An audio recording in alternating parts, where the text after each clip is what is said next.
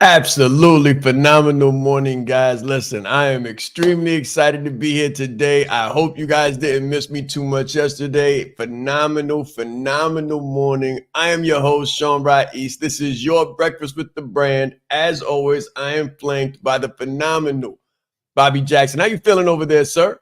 Talk to me. I'm feeling phenomenal, coach. I was just thinking about business systems this morning. I was looking at the website again this morning. I was just thinking about all the things that I've learned from you and from the brand over the process. So I'm feeling very grateful, very grateful for everything that, you've done for us. So thank you. Thank you, man. Thank you. I appreciate that. I appreciate that. Guys, one thing you got to understand, like this is not scripted, right? This is not scripted. So there'll be times when you'll see me pause and just kind of mindfully reflect and, be grateful myself, right? So I appreciate that, Bobby. And for you guys, listen, I want to make everything as vulnerable, open, transparent as possible.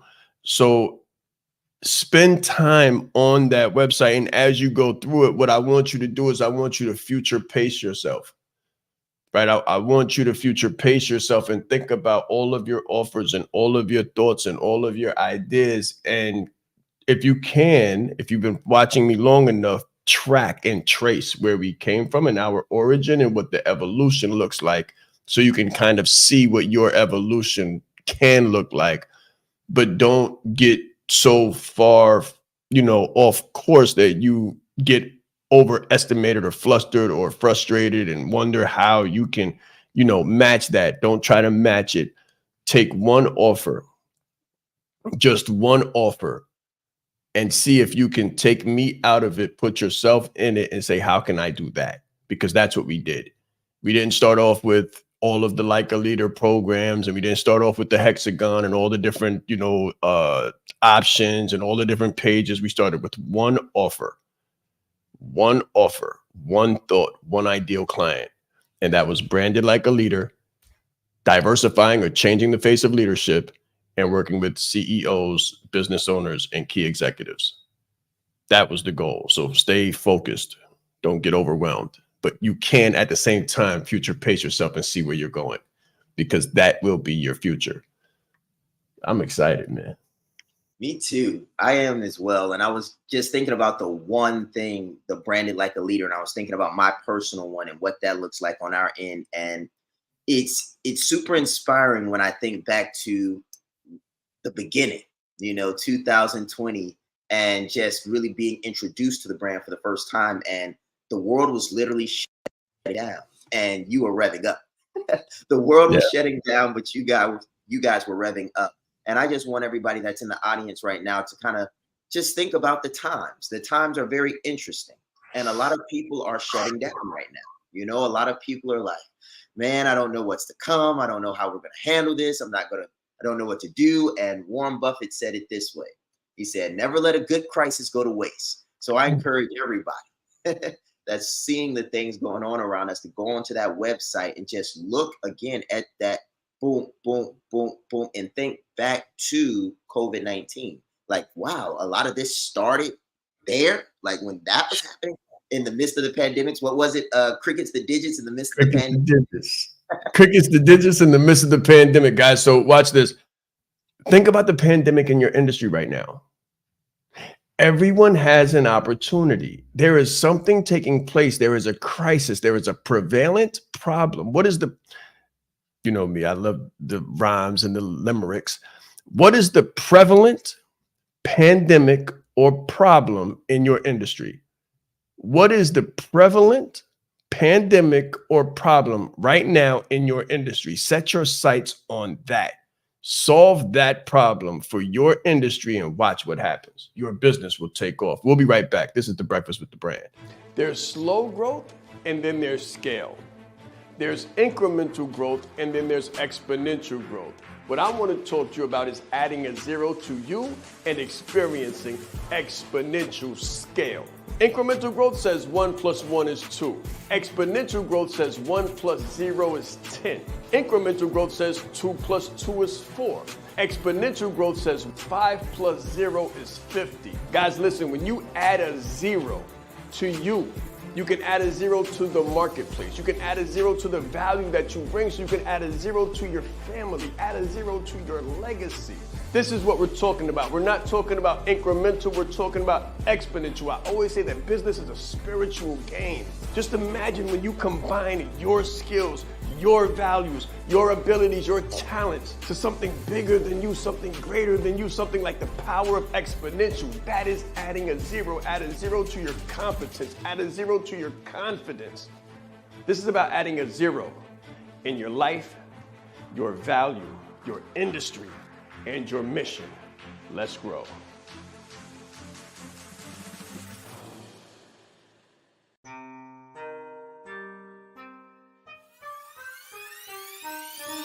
The reason why I did this and what I do is help leaders to become brands and brand themselves. You train people how to treat you by how you treat yourself. I teach authenticity marketing. If people can take advantage of you, they will in your personal or professional existence. My biggest takeaway just from day one is you are the brand. I would recommend it to anybody that's really looking to build a personal brand. Just the brand in general has changed my life. I've grown so much since I've been a part of this. I see myself in what he does, and I believe in it just as much as I believe in myself.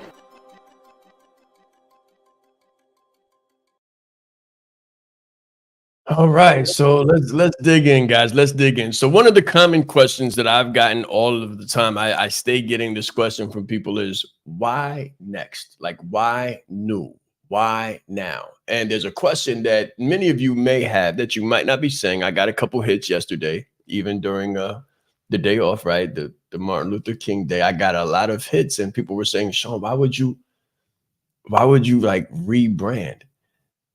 Like you have a brand that is done. Just look at the kind of like the statistics. So we did multiple six figures in less than 90 days. Why would you change? We put a zero behind that in less than 2 years. Organically, no ads, no funnels, starting with a zero email list. I want you to think of where you are right now and see yourself in that progression, because it can be you. And they say, wow, in God's name, why would you shift that? Why would you change that? Right? And this is the thing, and I want you to write this down. If you do not disrupt yourself, you will be disrupted by outside forces.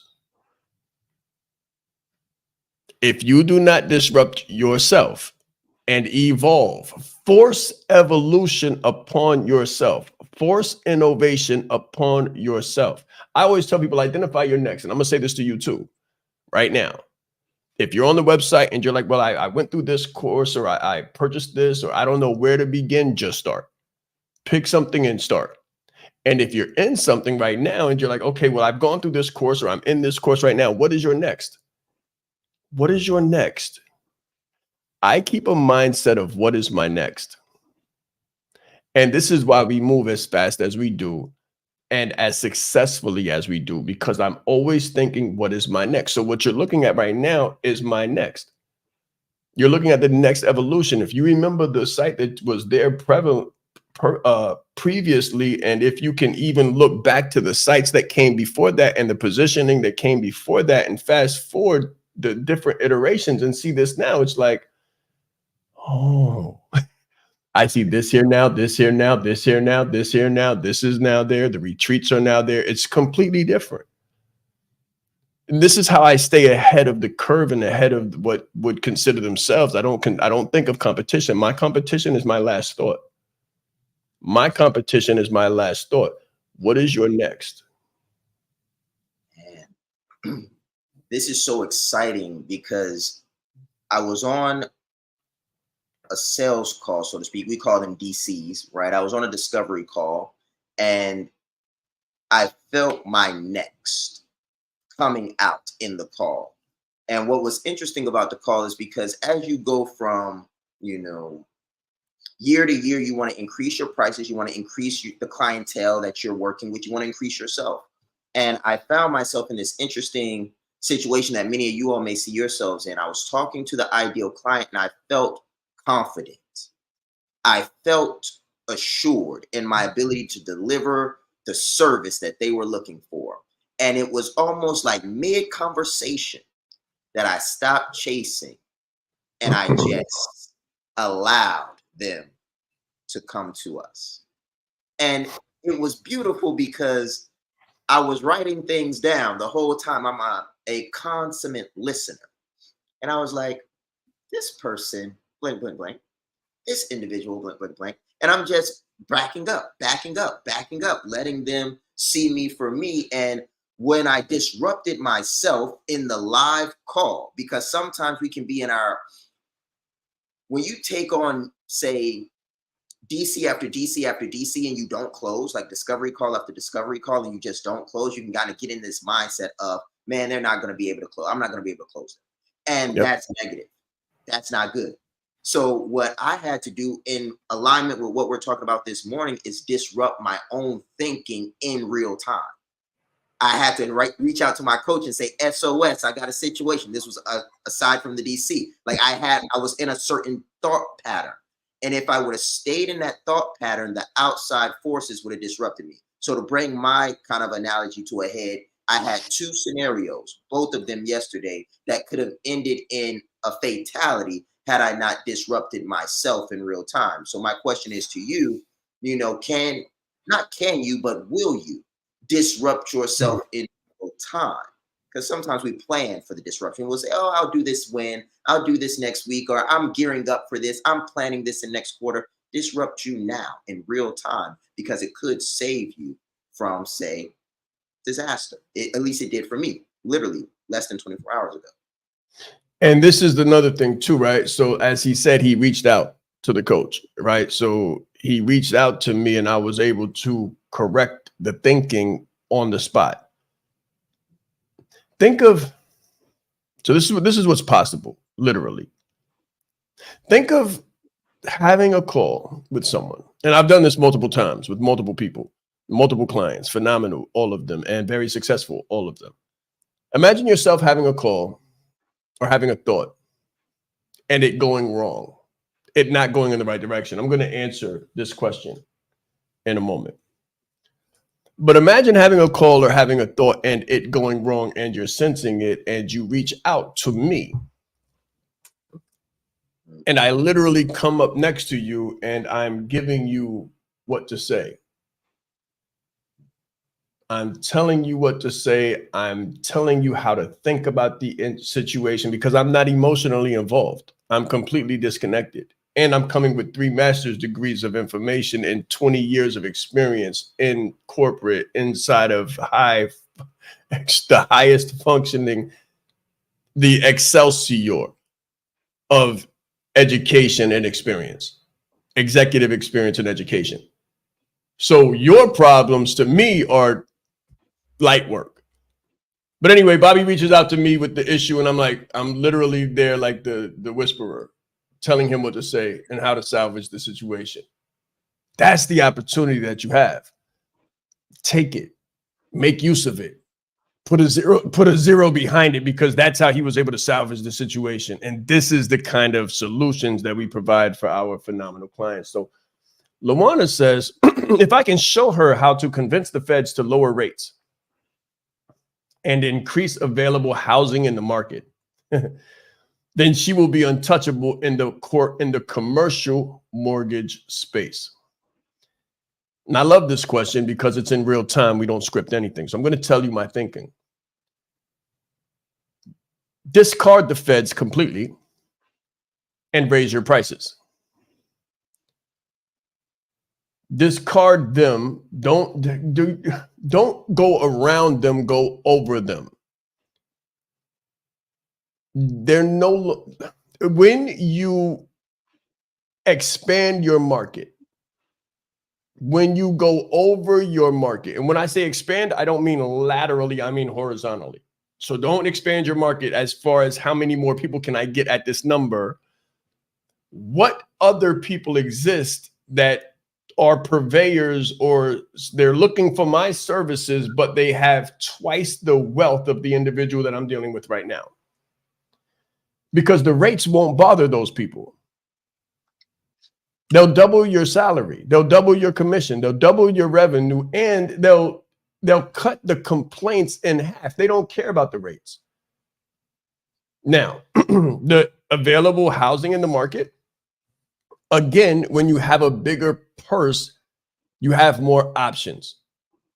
So there's not a shortage of housing in the market. There's a shortage of maybe the income bracket that you service. Raise your sites, put your sites on a bigger market, raise your prices, raise your value by maybe educating yourself about that higher luxury market, bring in more revenue. And then when you have more revenue and you're untouchable, maybe in another mortgage space, you can come back and revisit the issues within. Okay, great. Okay, great. Prices are federally regulated. Interesting. Let's go here. This is not how the mortgage market works. We are regulated. Our prices are regulated. Very good. So let me revisit this, show you how to convince the feds.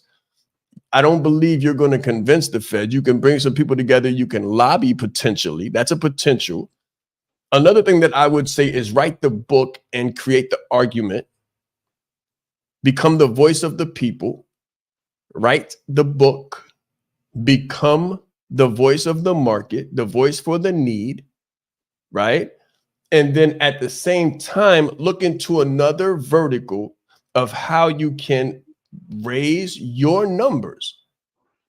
There's another way. I guarantee you there's another way. Instead of maybe a broker, become a consultant.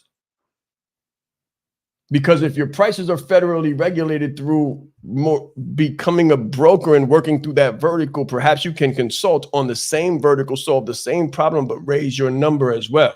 Because then you have more revenue and more opportunity to create change. I always tell people this. This is why I say raise your prices, guys.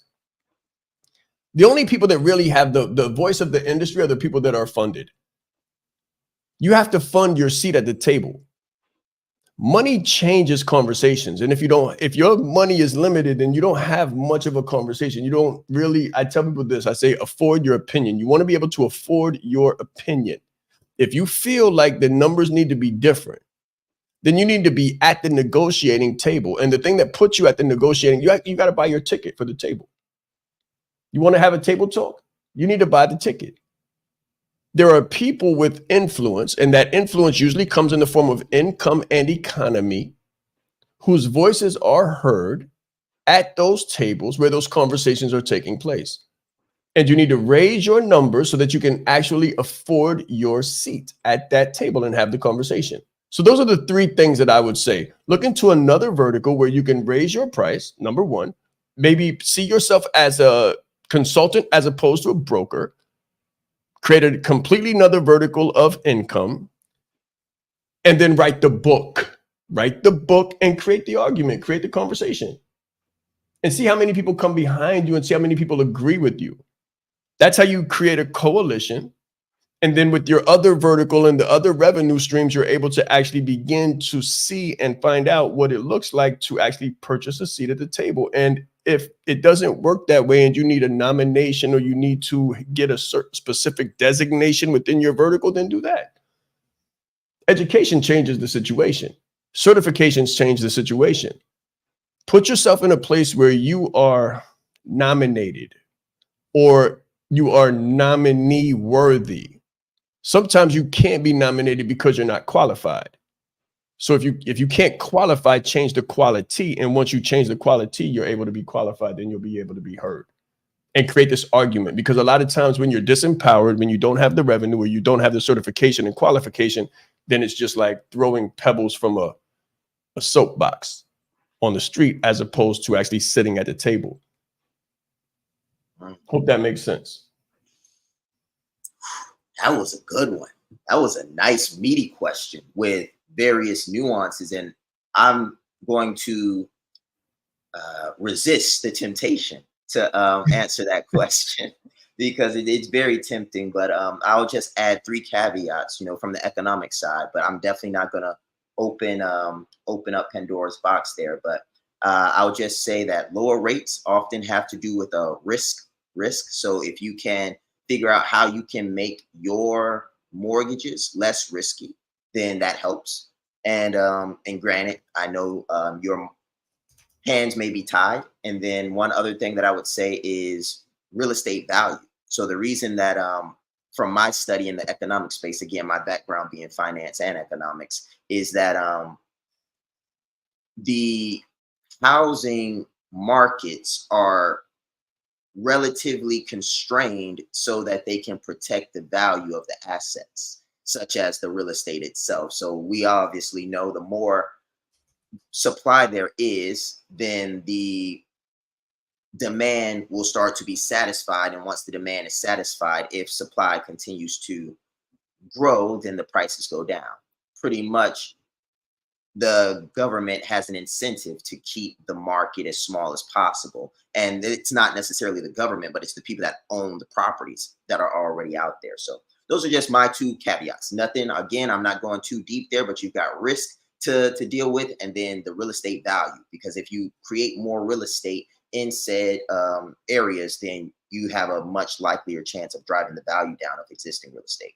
And that's what I think most people are running into, is how can we create more value while also creating more assets? And that's very possible. That's what we do best in finance. The question is, how can you do that with such high rates, which are the result of high risk? So if you can lower the risk and optimize the value while also increasing the supply, then you've got yourself an argument. But very good. I would also say become the face of the same thing I stated in the beginning. You found the problem, right? It's a prevalent problem. It's a pervasive problem. Now, here is my assumption. My assumption is you're not the only person that recognizes the problem. My assumption is that there's a lot of people that feel the same way you do. However, they probably don't come together and discuss the problem. You recognize the problem. Other people in your industry recognize the problem. Everybody deals with the problem in their own little way. However, when you become the face of the solution to the problem, now you can begin to attract other people that have the same problem. They agree with you. They align with you. Write the book. Build the brand. Create the solution. Speak about it. Go live about it. It's almost like petitioning. When you guys are going live, what you're doing is there's a reason why we call these things campaigns. Marketing campaigns. Think about political campaigns and campaigns for change within your vertical. When you bring enough people together, you have power. When you have enough revenue, then you have an entry point. You have something that you can use to buy your way into conversations which you're marginalized and kept out of normally. So again, market, market, market. Market the solution. Become the face of the solution. Markets follow movements, and movements follow messaging. So find your messaging. Think about the XYZ statement. I help X accomplish Y so they can Z. Very simple. Very simple. It doesn't have to be extremely convoluted or complicated. I noticed a vertical. Let me give you what I did. I noticed a vertical. I noticed a problem. The problem was that people had the education, experience, and expertise, but didn't have the impact, income, and independence. I identified the problem. I identified the assets. What were the assets? The education, experience, and expertise. What was the problem? What kept these people from the impact, income, and independence? Confidence. Confidence. A personal brand. Seeing themselves as a leader. What I had to do, and what I still do, is help people to match their competence to their confidence. And once that happens, they walk across the bridge. They walk across the bridge from education, experience, and expertise to impact, income, and independence. Great. So LaWanda says, we do come together and discuss. Okay, great. Now the next thing is to write the book, and someone chooses to become the face of the solution. Someone choose to nominate someone. Why not you? Why should you not be the face of the solution? There was a gap in leadership. There was a lack of representation. So this is what I noticed myself in college. And I said, you know what? There needs to be a change. Because when I grew up, there was no representation. The representation was on TV, in music, or in basketball, or on the corner, for God's sakes. Those were the options.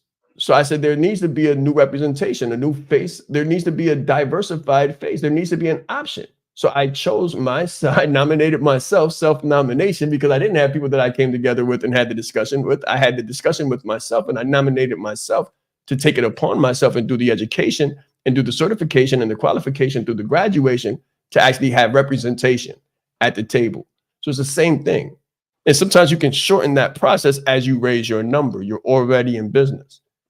So think of the entry points. Do some research and discovery on the entry points and enter your voice into the conversation. That's what a dissertation is. A dissertation is entering your... So watch this, guys. A dissertation is literally creating new knowledge and entering a conversation that's already going on with your perspective. I guarantee you that a lot of people share your perspective. But if you're not creating the dissertation, if you're not going through the associate's degree, bachelor's degree, master's degree, then your opinion is just your own. And everyone's opinion is just their own until they formalize and standardize their argument and enter their argument within the ongoing conversation. This is how change is created. This is how we get representation at tables. So now I appreciate the coming together and the discussing, but the next thing after discussion is a plan of action. We'll be right back. This is your Breakfast with the Brand. Let's grow. It's very important that you know yourself to the highest degree possible, because it's through knowing ourselves that we're able to know other people. You are the most important person in the room, and the better that you know yourself, the better that you're able to communicate to others. So you're not only playing the game knowing who you are, but you're also playing the game knowing who everyone else is, so that you're not playing blind. He's extremely engaging with people. He has a fantastic smile, and he's just very high energy person. This is called leadership development.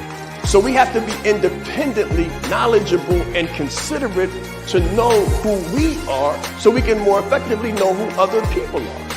As the leader, it's your responsibility to allocate resources in the right places. If you don't know how to communicate effectively, you're losing the battle. I said Sean Ra'is. I'm proud. I said Sean Ra'is. Leadership is not the brand they made for us. Listen, he brought fire, heat. He didn't hold back. 20 years down the line, what I could sell, why not serve first? Service over salary. Branding like a leader closes the gap for people who want branding. Speaking like a leader closes the gap for people who are nervous about speaking. If Steve Jobs would have speculated, we wouldn't have Apple. He changed lives. He helped people open up their business and start their business. We are the brand. Some people say, Sean, should I quit my job? Mentally, yes. As a speaker too, to be able to learn from him and watch him and you know, game respects game. And I want to have that much game someday. The right client, pay $500,000 for what you do. You have to be bold in your beliefs. He has been an amazing asset to this event and a pleasure to work with. Very captivating, collaborative, worked very well with the audience. I want to help you. Put a 0 behind your number, right? The session was great. How he is online, virtually, he is even more phenomenal in person. Be the face of change that you want to see. Stop asking questions and start giving demands. The entire team has just been absolutely incredible. They are a joy to work with. They go above and beyond. Give yourself a round of applause. Yes, yes, yes. Let me say this too before we go on to the next topic. It may seem very cumbersome, and it may seem like something you can't overcome right now. Like you don't know where to begin. You may seem overpowered, outnumbered. That's usually how it starts, right? That's usually how great change takes place. So it's almost like a David and Goliath situation. It's a we can't win. There's no opportunities. And how do we possibly begin to change this? But I want you to think about it. When I was in that college class in my bachelor's degree, as a matter of fact, I was just beginning my bachelor's degree, and I identified the problem was the exact same situation. And we had absolutely no resources. I didn't have an executive coach. I didn't have a breakfast with the brand. I didn't have a leadership leverage. I didn't have the community. I didn't have the business. I didn't have the revenue. What I had was an idea. And I knew my idea was relevant because I saw the consequences of misrepresentation. I experienced the consequences of limited choices and decisions based on misrepresentation. And I made a decision. Based on that decision, I took action with discipline. So 4D framework. I clarified, simplified, and amplified CSA. Then I made a decision. I utilized discipline because it's been, since I had that epiphany, it's been 10 years plus. 10 years plus. So when I say discipline to create effective change, that's what I mean. It took discipline and dedication. That's another one. And then I gave it time to develop. From the first book to the second book, from the first client to the 10th client. You understand? It's a process. Coaching is a future-focused, goal and action-oriented process. The greater the goal, the greater the outcome, the bigger the Goliath, the more commitment that you have to have. So I dug in and gave it time to develop. And now there are certain industries and verticals that are attached to leadership, like branding, speaking, coaching, where we absolutely dominate. And to dominate doesn't mean that other people don't exist. It's not about crushing them. I believe that we are all together, and it's a coalition to crush the common enemy and the common target. You have people that feel the same way, and you have opportunities, and you have resources. One of them is this. Write the book. One of them is this. Use your voice. And the best one is this. Think. We pretty much turned Breakfast with the Brand this morning into a mastermind. It's so many people giving so much insight and feedback this morning that I hope everyone is encouraged to ask your questions. Like, if this did not encourage you to ask your questions, I don't know what will, but it prompted me to ask a question to myself. And I might even, ask this one to Sean later, but I'll just put the question out there so everyone knows what types of questions you could be, and I would recommend should be asking yourselves and others. But for me, I just wrote down kind of my vertical. I said, help veterans understand the role of revenue in business and how to turn that into sustainable passive income.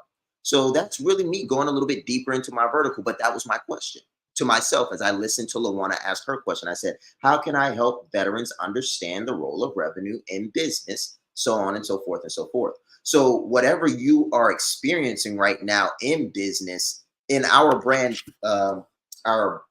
planner, you can probably see it. It's a little thick here.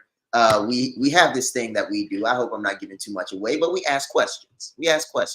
And we ask these questions at certain times during the day and with a certain energy and a certain approach. And we get answers to these questions based on the coaching and the insights that Sean has given us about how to leverage this brand planner.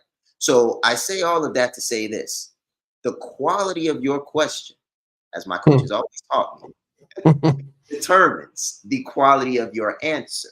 However, you don't even have a question that you can get an answer to until you start using this, right? Using that head to ask, and using this, the heart to have some courage to ask the right questions. Because, that's right. Before I pass it back to Sean here, I think our conventional school system does one thing that I think is really damaging, that I really want all the not healthcare, but education people out there to really take this up if you guys can. But I think that we discourage kids from raising their hands because we penalize them for being wrong. Like, you get good grades for getting the answer right. You don't get good grades for asking a question that you don't know the answer to. Please hear me. You don't get good grades for asking quality questions. You get good grades for having all the answers. But if you have all the answers, that means you want to be the smartest person in the room. That means you're trained at the earliest of early. The moment you know how to raise your hand, you're trained to make sure you have all the answers. And if you don't have the answers, make sure nobody knows. Because the moment they know it, oh, well, then you're the dumb one. You're like Les Brown, the dumb twin. You're the one that doesn't have any answers. You're the one that they send up to the chalkboard and say, hey, work this out. And Les Brown says, hey, I'm DT. I'm the dumb twin. So I say this to everyone. Have some heart, because it is going to take heart to ask that question and, not be the smartest person in the room and combat in, say, 20 years, depending on how long you've been in the school system, to really combat in some of those habits of saying, I don't want to be looked at as that guy or that gal. Let me go a little bit deeper into this, because Lawana responds with, we're going into our 18th year in business. Congratulations.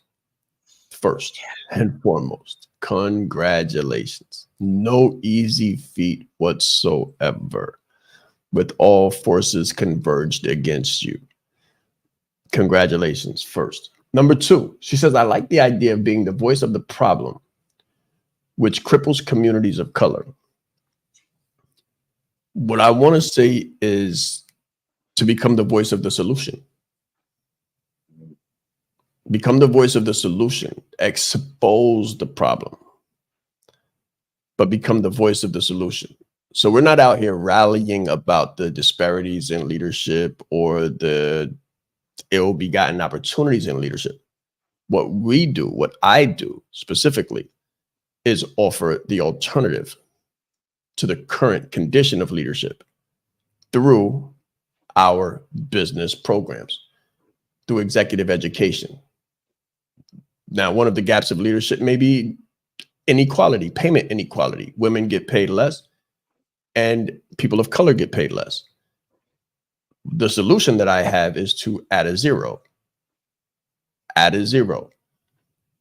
You can move up in or out of your vertical and make your yearly income monthly, your monthly income weekly, and your weekly income daily. And Bobby is an example of that. Before Bobby, there was me and multiple other people who did the same thing. Learned the competencies of personal branding, executive coaching, not just coaching the feely good life stuff, executive coaching, business coaching, organizational consulting. These competencies, speaking, closing like a leader, these competencies will allow you to add a zero to your revenue and create more value in the marketplace. It's a free market enterprise, which means anybody can get in. But the medium of exchange is still value.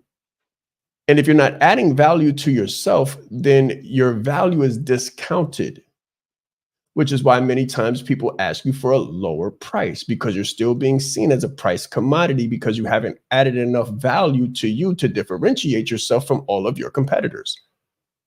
So they're still shopping around. When you add value to you, when you add a zero to you, you become the only viable option. You can further distinguish yourself and make yourself an anomaly outside of the algorithm. See, this is why we were able to do what we did, regardless to what people say is conventional wisdom.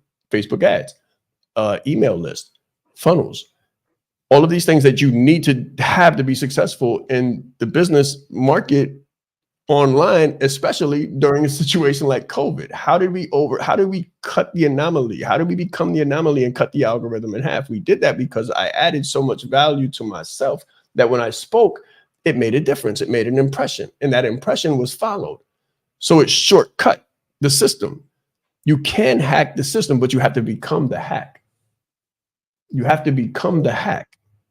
And the only way you can do that is by compressing and compiling all of these different competencies within yourself.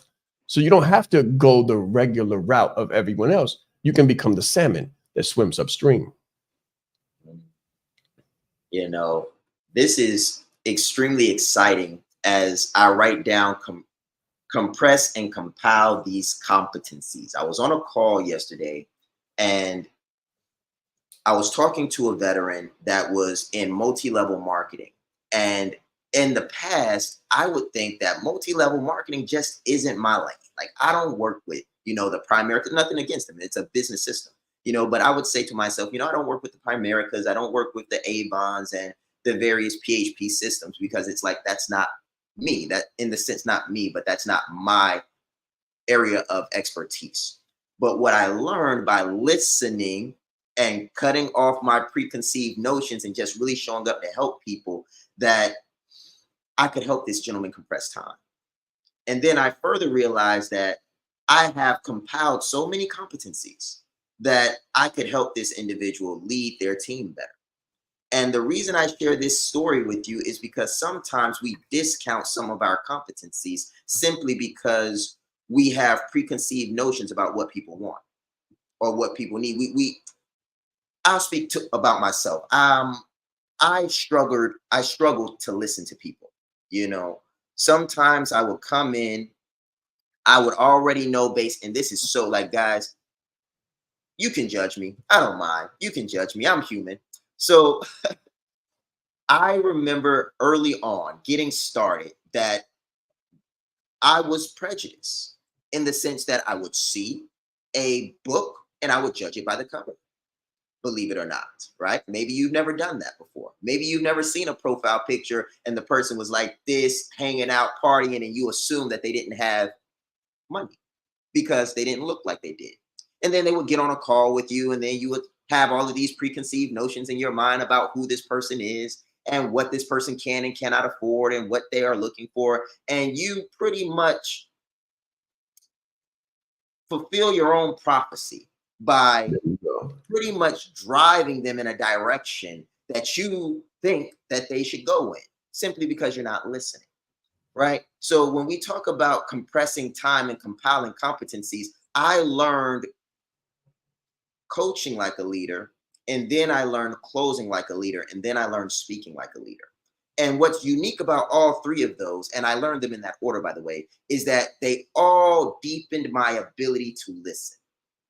Right? So coaching like a leader is coaching in general is a future focused, goal and action oriented process. Emphasis on action, emphasis on process. So when we think about future focused, I don't know someone else's future, so I had to listen. So that's coaching. Then we have closing. Closing is a luxury experience. I don't know what luxury is to that person. I have to listen and they'll tell me. When you do closing right, people come to you close. They close themselves. That's how it was taught to me. And then I learned speaking. And speaking is about communication. Communication is a two-way street. You have to be able to listen properly so that you can say the right things, do the right things, and be properly perceived. So when we talk about competencies, ladies and gentlemen, please understand that that banner at the bottom can show you so many competencies that I've used every single day. So to bring that to a head about the MLM piece that I was having, I ended up getting an additional call with this individual, someone that in the past I would have written off. Someone I would have, you in an MLM, you did, okay, you did, out of here. I would have probably lost that opportunity to serve because I had a preconceived notion about my ability to serve them. So I encourage everyone to, one, learn to listen. And if you don't have that competency well refined in you, coaching like a leader, speaking like a leader, closing like a leader will help you listen better. And then two, don't be afraid to compress time for other people by leveraging all of those competencies that we sometimes discount. You know something, Bobby? I just created a framework based on what you said, right?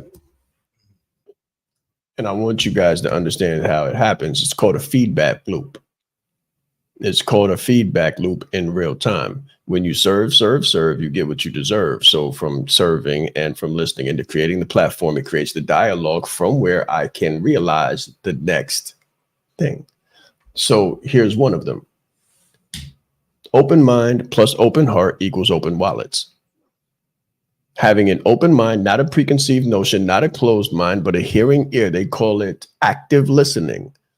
I teach it in Coaching Like a Leader. Active listening. You're able to hear the need.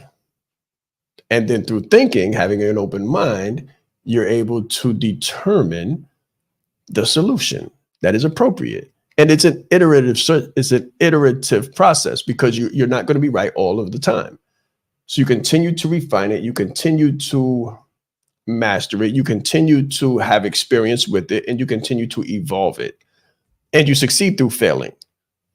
You succeed through failing at anything. So Lawana and anyone else looking to take on a huge endeavor, don't expect to get it right the first time. We didn't get branding right the first time. And this is why you constantly see the iterations and the evolutions, right? And every time you do it, your revenue grows, though. It's the beautiful thing. As you get it wrong, you still get rewarded. You get rewarded for getting it wrong because you had the courage to try. And then as you fine tune your process, your revenue grows and you begin to get it right. Think about Thomas Edison. So Thomas Edison got the light bulb wrong 10,000 times. However, he was funded for the first time. He might not have been funded for the first time. He might not have been funded for the first 100 times. But after the first 100 times, when people found out what he was doing and what he was trying to do, he became funded. And people started giving him the materials. And people started saying, I want a part of this.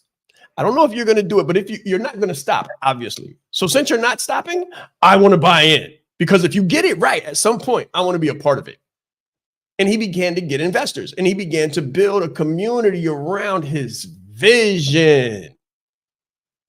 And it was the community that wrapped around his vision that gave him the polarity that I was just talking to Luana about, having the people, creating the conversations, having the regular discussions, because repetition deepens the impression. And then the world catches on and the universe catches on that you're not going to stop. And then they give you what you're asking for. You begin to find yourself through the discovery process. It's always a process of self-discovery. It's never a process of I've got it all figured out. It's never a process of I've got it all figured out. And it's always a process of self-discovery. As you help other people, you help yourself. Open mind, open heart, open wallets, open universe. We'll be right back. This is The Breakfast with the Brand. I'm loving it. See what happens when you have good questions? When you have good questions and good engagement, you get better results. Business is like a game of chess. It's not checkers. If you don't know how to lead with a personal brand, then you're losing the battle. Everything about Sean's talk was fantastic. I mean, I got so much from it. So he was really bringing fire and passion and love and spirit to let everybody else know how do you become a leader amongst the leaders. You hold the key in your hand. There is more power in this phone than there was that took the first man to the moon. His energy, his dynamic information, gave a really great presentation. I didn't ask for any money. I didn't have an offer. I had a heart to help people and meet them where they were at and find their need and fulfill it. Sean is the bomb. I don't talk theory. I don't talk hyperbole. I don't talk opinion. Nothing I talk is anything but evidence-based. During the G-Circle retreat in Atlanta, I had the pleasure and the honor of listening to Mr. Sean Raiz. He will not only impact your organization, but he will elevate your team to another level. When you change you, when you put you into the equation, the whole system is different. I guarantee you, you got the right thing. You are the right person. If you can present yourself in the best way possible, there's no negotiation. His energy is infectious, and I have so many takeaways from the presentation that I can't wait to get started and implement them today to see the result. All right, guys, we're about to close. I think it's been a phenomenal, very refreshing, engaged. Welcome back, right? So thank you guys for welcoming me back with such good questions. What I will challenge you with is to come up with a question. Come up with a question for tomorrow. Come up with a question and we'll freely answer it. Like, you got to understand, like, we do add massive, tremendous, unbelievable, and unequivocal value. Bobby didn't start where he's at. He grew to where he's at. I didn't start where I'm at. I grew to where I'm at. And you do need to start where you are, but you don't need to stay there. And the way that you change your condition is by changing the quality of the question and then actually asking it. You might not have the resources to be in the leadership leverage. You might not have the resources to be in high performance consulting, where we go deep one-on-one to answer your questions and get you to the next level. But make sure that you ask the question when given the opportunity. And on the Breakfast with the Brand, we're giving you the opportunity. We'll see you tomorrow, same time, same place. Let's grow.